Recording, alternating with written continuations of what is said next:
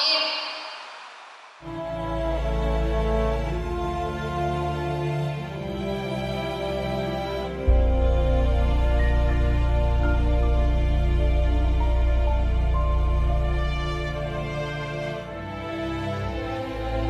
Setelah Yesus bangkit pagi-pagi pada hari pertama minggu itu, ia mula-mula menampakkan dirinya kepada Maria Magdalena.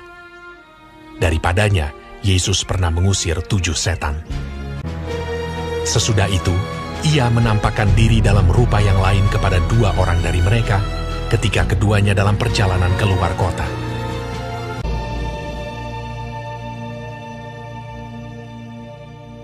Akhirnya ia menampakkan diri kepada ke-11 orang itu ketika mereka sedang makan.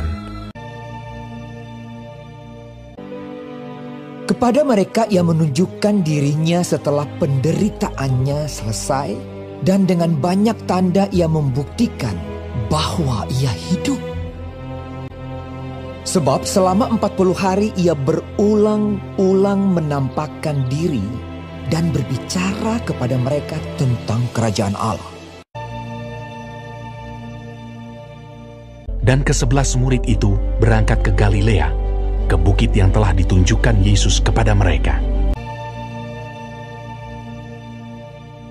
Yesus mendekati mereka dan berkata, "Kepadaku telah diberikan segala kuasa di sorga dan di bumi. Karena itu pergilah, jadikanlah semua bangsa muridku, dan baptislah mereka dalam nama Bapa dan Anak dan Roh Kudus. Dan ajarlah mereka melakukan segala sesuatu yang telah kuperintahkan kepadamu. Dan ketahuilah, aku menyertai kamu senantiasa sampai kepada akhir zaman." Sesudah ia mengatakan demikian, terangkatlah ia disaksikan oleh mereka, dan awan menutupnya dari pandangan mereka.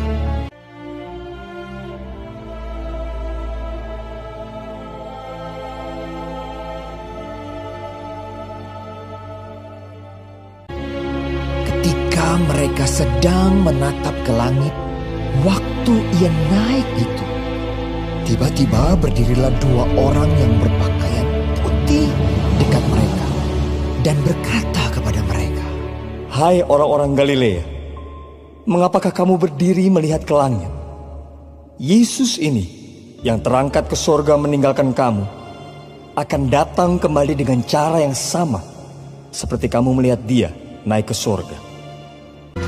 Mereka pun pergilah memberitakan Injil ke segala penjuru, dan Tuhan turut bekerja dan meneguhkan firman itu dengan tanda-tanda yang menyertainya.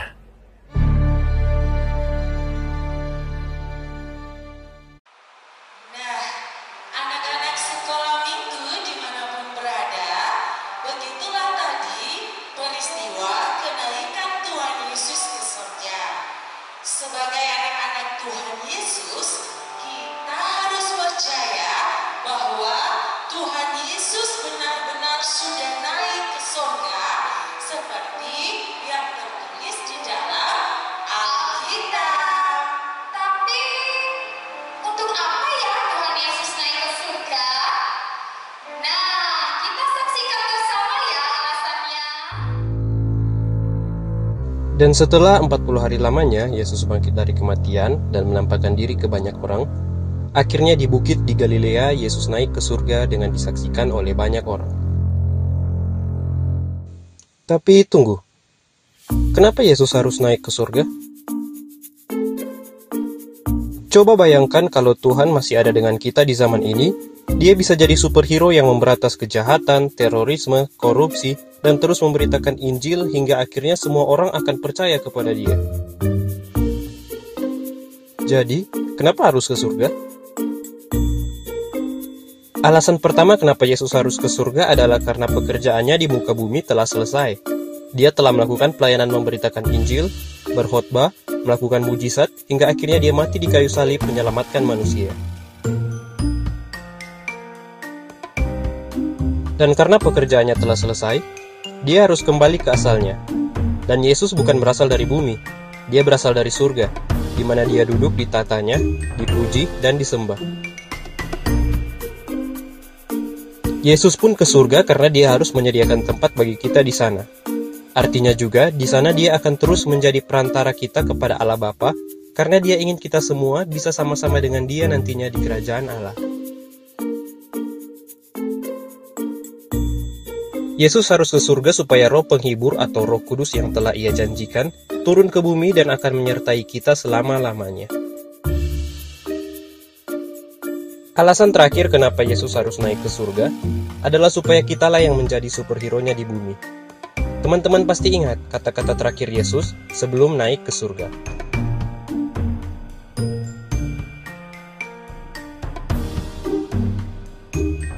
Dia ingin kita melanjutkan pelayanannya.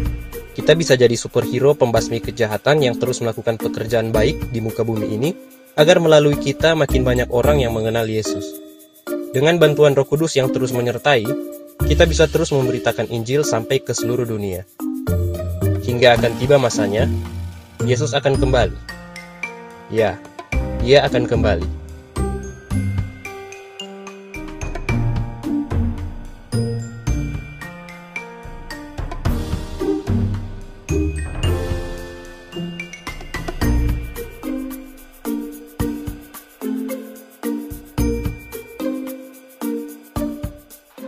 Nah, anak-anak sekolah minggu, dari video yang sudah kita saksikan bersama tadi, Ibu Guru berharap bahwa anak-anak sekolah minggu percaya bahwa Tuhan Yesus benar-benar sudah naik ke surga.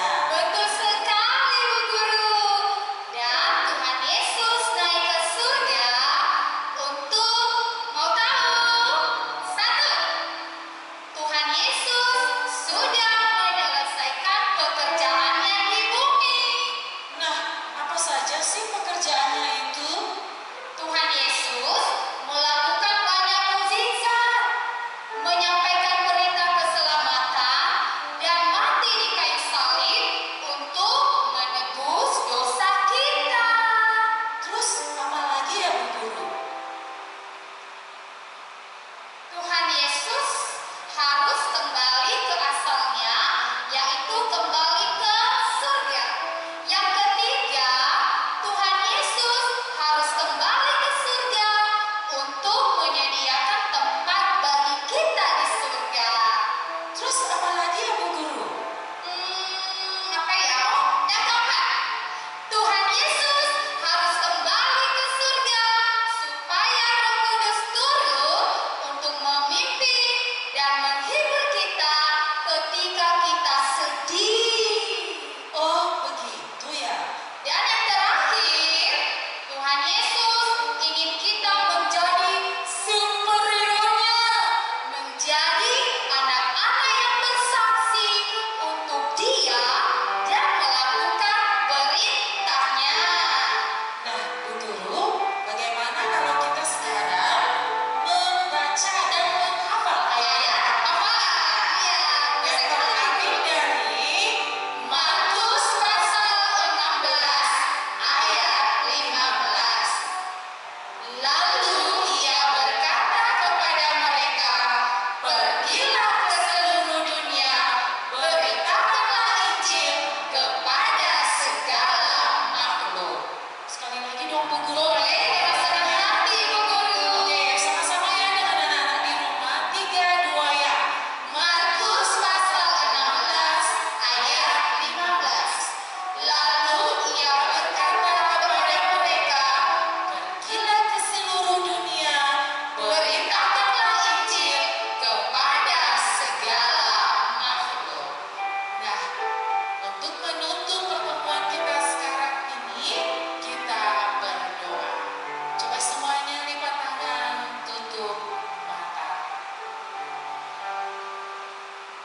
Tuhan Yesus, sekarang kami boleh mengerti apa arti kenaikan-Mu di surga. Kami bersyukur kami boleh ada saat ini. Dan kami mau Tuhan Yesus, sepanjang kami ada di bumi ini, kami boleh melakukan kehendak-Mu.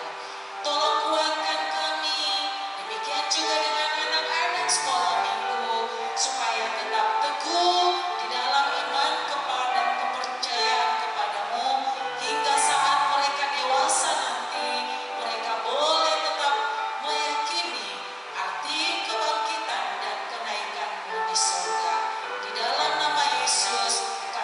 berdoa dan mengucap syukur.